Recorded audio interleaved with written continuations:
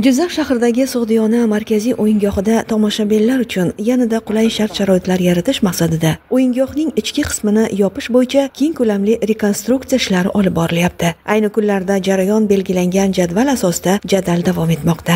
Hozirgi kunda bitish jarayonimiz keyingi yilning 3-choragiga mo'ljallangan. Hozirgi kunda tomoshabinlar o'rindiqlarining tagidagi gidroizolyatsiya jarayonlari boshlanyapti va yaqin kunlarda stejga qilish jarayonlari boshlanadi. Bizda hozir firmalar metal konstruksiyalarimiz hammasi o'zida o'rinda skladlarimizda turibdi. Shu yerlarda ham joylashtirilgan.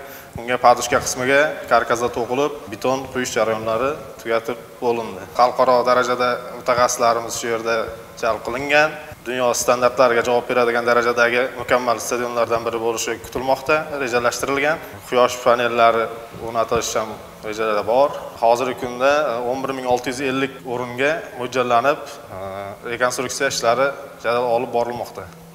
Mazkur obyekt Jizzax viloyat hokimligi, Yagona buyurtmachi xizmati injiniring kompaniyasi, davlat muassasasi buyurtmachiligi asosida amalga oshirilmoqda. Aytish joiz, barcha rekonstruksiya ishlari yakuniga yetgach, o'yingoh zamonaviy talablarga mos holatga kelib, tomoshabinlar va sportchilar uchun ko'plab qo'shimcha qulayliklar yaratiladi. Jumladan, o'rindiqlarni yog'ingarchiliklardan himoyalovchi konstruksiya, xavfsizlik tizimlarining takomillashtirilishi, texnik infratuzilmaning yangilanishi, turli sport tadbirlarining yuqori saviyada o'tkazilishini ta'minlaydi. Zero Jizzax sport infratuzilmasini modernizatsiya qilish yo'lidagi ushbu loyiha hududda ommaviy sportni yanada rivojlantirishga, shuningdek, yirik musobaqalarning yuqori saviyada o'tkazilishi uchun zamonaviy shart-sharoitlar yaratilishiga xizmat qiladi.